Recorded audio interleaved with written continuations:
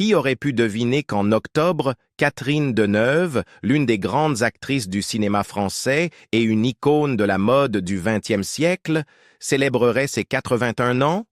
Tout au long de sa vie, elle a rencontré et tissé des relations avec de nombreux hommes extraordinaires, des mariages et des relations à long terme qui ne se sont pas nécessairement traduits par des cérémonies formelles, jusqu'aux relations qui ont été définies par bien plus que de l'amour ou de l'amitié. Chacune de ces relations a laissé une empreinte significative sur sa vie. Mais maintenant, avec quelques mèches grises dans ses cheveux, une révélation surprenante a émergé. Parmi toutes ces relations, il y a un homme qu'elle ne pourra jamais oublier, celui qu'elle admet être l'amour de sa vie. Explorons cette histoire d'amour spéciale de Catherine Deneuve dans la vidéo d'aujourd'hui. Une histoire d'amour qui a marqué ses débuts de carrière. La première relation publique de Catherine Deneuve a commencé une soirée au début des années 1960 au Happy Club à Paris, un lieu de rencontre pour les artistes, acteurs et intellectuels. Deneuve, alors âgée de 17 ans, avait accompagné sa sœur aînée, l'actrice Françoise d'Orléac, au club. Roger Vadim, alors âgé de 32 ans et déjà un réalisateur renommé après le succès de Et Dieu créa la femme, était marié à l'actrice danoise Annette Strøyberg à l'époque. L'attention de Vadim s'est immédiatement tournée vers Deneuve. Sa beauté, décrite comme élégante, presque inaccessible, l'a captivée. Vadim, se souvenant de leur première rencontre, a écrit plus tard « Elle était un mystère, une force de la nature dans un cadre fragile, avec un feu intérieur impossible à ignorer. » Vadim et Deneuve ont rapidement entamé une relation, marquant le début d'une période formatrice pour Deneuve, qui commençait à peine sa carrière. Vadim est devenu à la fois son amant et son mentor, lui faisant découvrir le monde du cinéma et l'encourageant à poursuivre sérieusement sa carrière d'actrice. En 1963, il l'a dirigé dans Vice et Vertu. Bien que le film n'ait pas connu un grand succès commercial ou critique, il a constitué le premier rôle majeur de Deneuve sous la direction de Vadim. Leur partenariat allait au-delà du professionnel. Deneuve a crédité Vadim d'avoir façonné sa compréhension initiale de l'industrie cinématographique, affirmant « Il m'a ouvert des portes, non seulement dans le cinéma, mais dans la vie. » À l'âge de 20 ans, Deneuve a donné naissance à leur fils, Christian Vadim. Elle a ensuite avoué que devenir mère jeune avait toujours été son rêve. « Je voulais avoir un enfant tôt », a-t-elle déclaré dans une interview. Roger et moi étions profondément amoureux, et Christian était le plus beau cadeau de notre relation. Malgré leur profond amour, le couple ne s'est jamais marié, une décision que Deneuve a attribuée à son refus de se conformer aux attentes sociales traditionnelles. « Le mariage n'a jamais été important pour moi », a-t-elle expliqué. Ce qui comptait, c'était la connexion et la confiance que nous partagions. Pendant leur relation, la carrière de Deneuve a commencé à prendre son envol indépendamment de l'influence de Vadim. En 1964, elle a joué dans Les Parapluies de Cherbourg de Jacques Demy, qui a profondément résonné auprès du public et des critiques. Son utilisation innovante de la musique et son style visuel vibrant lui ont valu la Palme d'Or au Festival de Cannes et ont constitué un moment déterminant de la carrière de Deneuve. Le récit du film faisait écho à certains aspects de sa propre vie, notamment les défis liés à l'amour et à la maternité à un jeune âge. Bien que Les Parapluies de Cherbourg aient consolidé le statut de Deneuve en tant qu'étoile montante, les tentatives de Vadim de la diriger dans des films qui répliquaient le succès qu'il avait eu avec Brigitte Bardot furent moins réussies. Contrairement à Bardot, qui était devenu un symbole sexuel sous la direction de Vadim, l'attrait de Deneuve était plus retenu et énigmatique. Vadim lui-même a reconnu cette différence, affirmant « Catherine n'était pas Bardot, et elle ne voulait pas l'être. Elle avait une aura unique, une aura qu'on ne pouvait façonner que par elle-même. » Cette incapacité à façonner l'image de Deneuve comme il l'avait fait avec Bardot a créé des tensions dans leurs relations professionnelles. Leurs relations personnelles ont également commencé à s'effondrer. L'infidélité de Vadim a finalement conduit à leur séparation. En 1964, Deneuve a découvert par l'intermédiaire de sa sœur que Vadim avait été infidèle avec l'actrice Jane Fonda, qui allait devenir sa deuxième femme. Se sentant trahi, Deneuve a mis fin à la relation. C'était dévastateur, a-t-elle avoué dans une interview des années plus tard. Je l'aimais profondément, mais je ne pouvais pas rester avec quelqu'un qui ne respectait pas notre lien. La rupture a marqué une période difficile pour Deneuve. Elle a décrit cette époque comme la plus sombre de ma vie, luttant avec les défis de la maternité monoparentale tout en poursuivant une carrière exigeante. Vadim, réfléchissant sur leur relation dans ces dernières années, a parlé de Deneuve avec beaucoup de respect. Elle était farouchement indépendante même à un jeune âge, a-t-il écrit. Sa détermination à réussir en tant qu'actrice et mère était extraordinaire. Catherine avait une résilience que peu pouvaient égaler. Malgré la douleur de leur séparation, les deux ont maintenu une relation cordiale pour le bien de leur fils, Christian. Vadim est resté impliqué dans la vie de Christian, et Deneuve a souvent parlé des qualités de Vadim en tant que père. Il aimait profondément Christian, et faisait toujours un effort pour être présent dans sa vie, a-t-elle dit. Dans des interviews ultérieures, Deneuve a réfléchi à l'impact de sa relation avec Vadim sur sa vie et sa carrière. Roger a été une figure clé de mes premières années, a-t-elle reconnu. Il a cru en moi alors que je doutais encore de moi-même. Mais plus important encore, il m'a appris à tenir sur mes propres jambes, à me créer ma propre identité. Vadim a poursuivi sa carrière de réalisateur, bien que ses œuvres ultérieures n'aient pas connu le même niveau de reconnaissance que ses films précédents. Sa vie personnelle est restée mouvementée. Après son mariage avec Jane Fonda, il a eu plusieurs autres relations et mariages. Malgré les hauts et les bas, il a toujours parlé de Deneuve avec affection jusqu'à sa mort en 2000. Dans ses mémoires, il l'a décrite comme « l'un des grands amours de ma vie, une femme d'une grâce et d'une force incomparables ». Un mariage glamour qui s'est estompé trop tôt. Le bref mariage de Catherine Deneuve avec le photographe britannique David Bailey en 1965 reste un chapitre fascinant dans leur vie, malgré la durée relativement courte de leur union. Les deux se sont mariés le 18 octobre 1965 à Londres, lors d'une cérémonie à laquelle assistaient quelques personnalités notables, dont Mick Jagger et la sœur de Deneuve, Françoise d'Orléac, qui tragiquement décéda dans un accident de voiture 2 ans plus tard. À l'époque, Deneuve venait de mettre fin à sa relation avec Roger Vadim et Bailey, âgé de 27 ans, était déjà une figure de proue de la scène de la mode londonienne. Leur mariage, cependant, fut marqué par des défis importants, principalement dus à une barrière linguistique, Bailey n'ayant jamais appris le français, tandis que Deneuve, souvent décrite comme « trop fatiguée » pour parler anglais, trouvait peu à dire. Cette division entre eux serait le principal facteur derrière leur séparation en 1967, seulement 2 ans après leur mariage. Dans ses réflexions sur leur mariage, Bailey raconta un jour que Deneuve l'avait appelé après leur divorce et lui avait dit « C'est génial, nous avons divorcé aujourd'hui ». Bailey répondit « C'est génial ?» Elle répondit « Oui, cela signifie que maintenant nous pouvons être amants. » Cet échange léger capturait l'essence de leur relation, un lien qui, bien que de courte durée en tant que mariage, resta amical. Bien que le mariage ait pris fin, Deneuve, qui était devenue une figure iconique du cinéma français grâce à des rôles dans des films comme Belle de jour et Repulsion, choisit de ne pas se remarier. Bailey, quant à lui, continua à capturer certaines des photographies les plus emblématiques des années 60, consolidant ainsi sa place dans l'histoire. Le couple, autrefois un symbole glamour des années 60, s'était éloigné, leur vie personnelle reflétant la nature éphémère de l'époque qu'ils avaient contribué à définir. Une biographie non autorisée de Deneuve dressa le portrait d'une femme qui, malgré sa beauté saisissante, luttait contre la solitude et un désir de vie privée.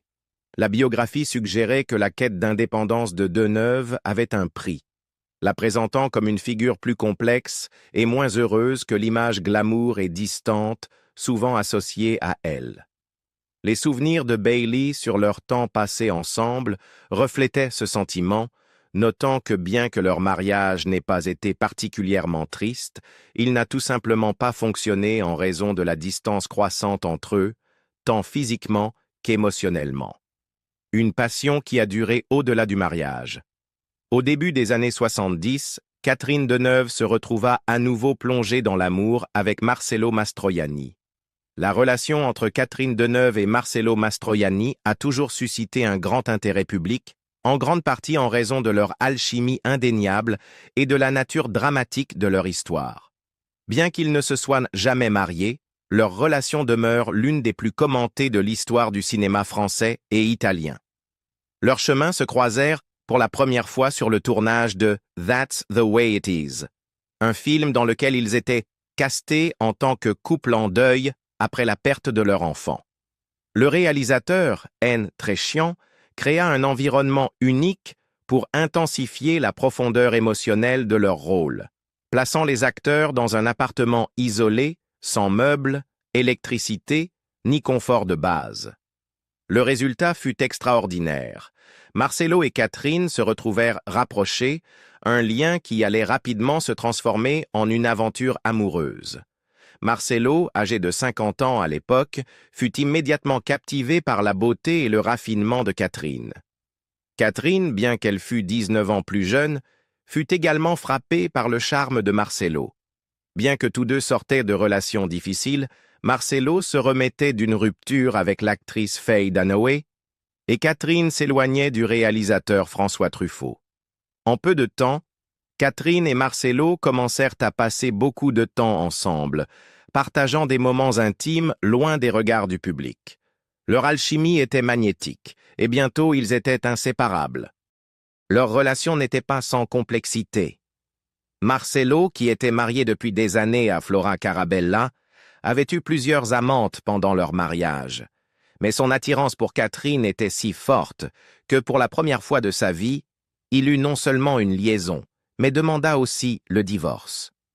Flora accepta, et Marcello déménagea de Rome à Paris, attiré par sa passion pour Catherine. À l'époque, Catherine menait une vie joyeuse et insouciante à Paris, accompagnant souvent Marcello à des dîners et des danses, toujours à ses côtés. Cependant, malgré leur fort lien, Marcello commettra l'erreur de proposer le mariage à Catherine, ce qu'elle refusa fermement. Sa réponse fut simple mais décisive. Non. Catherine fit ses valises et partit. Marcello, ne voulant pas abandonner, retourna à Rome. Mais il ne tarda pas à réaliser qu'il ne pouvait pas vivre sans elle. Il revint à Paris, où Catherine accepta de vivre avec lui, mais sans l'engagement du mariage. Bien qu'ils n'aient jamais officialisé leur union, leur amour l'un pour l'autre resta intense et sincère. En 1970, les journaux européens rapportaient que Catherine était enceinte de l'enfant de Marcello. Et la naissance de leur fille, Chiara, semblait renforcer leur lien. Cependant, malgré la famille qui grandissait, Catherine resta ferme dans son refus de se marier. Dans les années qui suivirent, leur relation se détériora progressivement. Les différences dans leur éducation et leur langue respective, Catherine le confia plus tard, furent des facteurs qui ont fini par mener à leur rupture. Dans une interview pour Le Soir illustré, elle avoua qu'ils n'avaient tout simplement pas les mêmes racines, ce qui rendait leur relation difficile à maintenir sur le long terme. Malgré leur séparation, ils continuèrent à élever leur fille Chiara ensemble, maintenant une relation civile et respectueuse. Marcello poursuivit des relations avec d'autres femmes, dont certaines des actrices les plus célèbres de l'époque, telles que Sophia Loren et Silvana Mangano.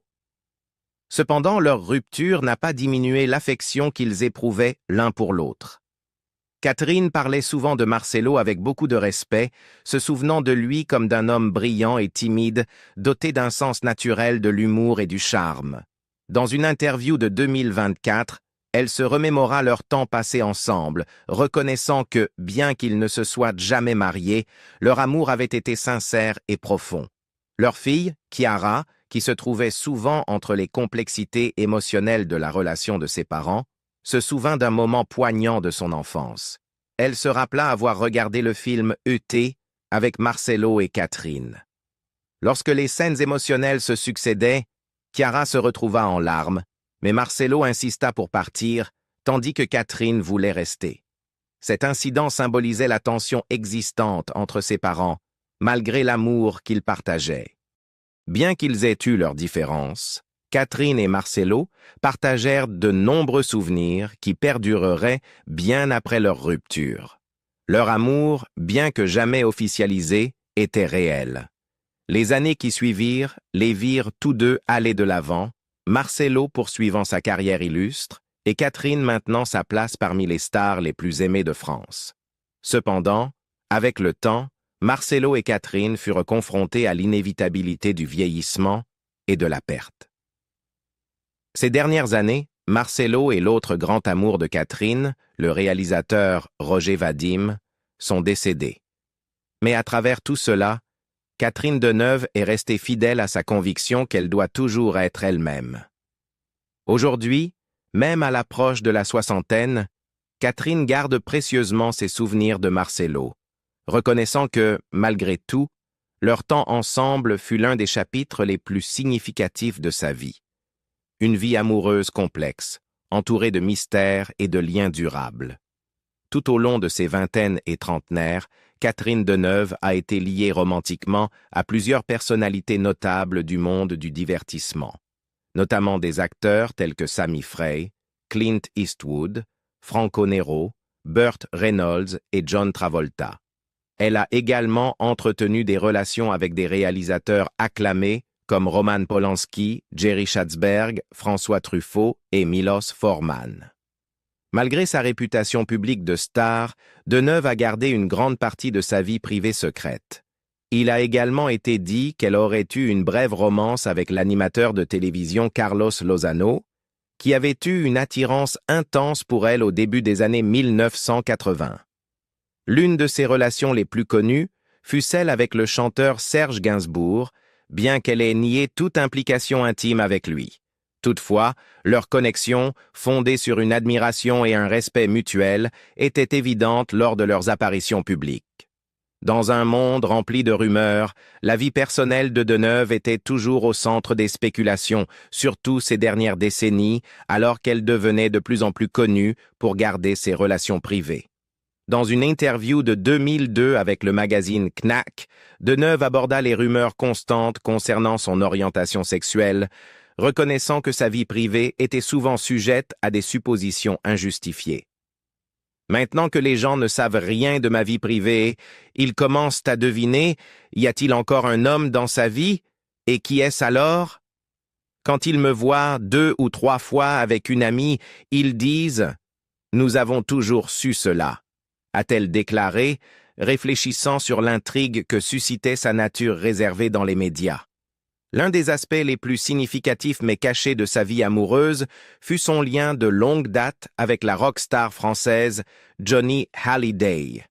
Leur connexion commença en 1961, lorsqu'ils étaient adolescents, et bien qu'ils n'aient jamais officiellement déclaré une relation amoureuse, leur affection mutuelle dura plus de 5 décennies.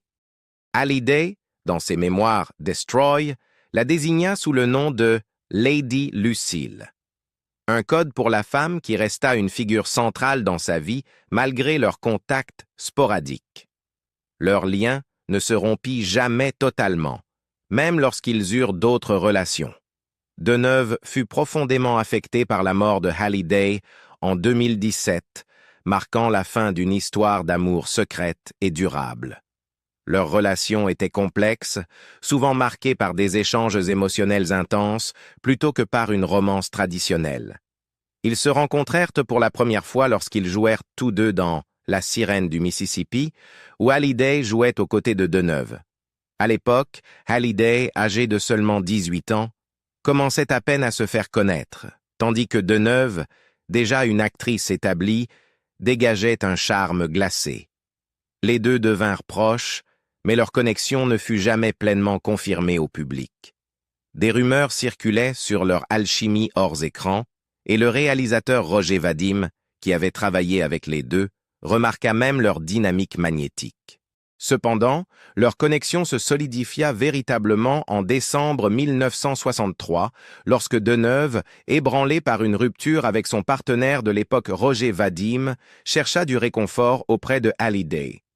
Elle le visita à Lyon, et leur relation, bien que cachée, devint un pacte tacite entre eux. Johnny décrira plus tard Deneuve comme « le grand amour de ses 18 ans », et bien qu'ils aient connu des hauts et des bas, leur lien ne se dissipa jamais totalement.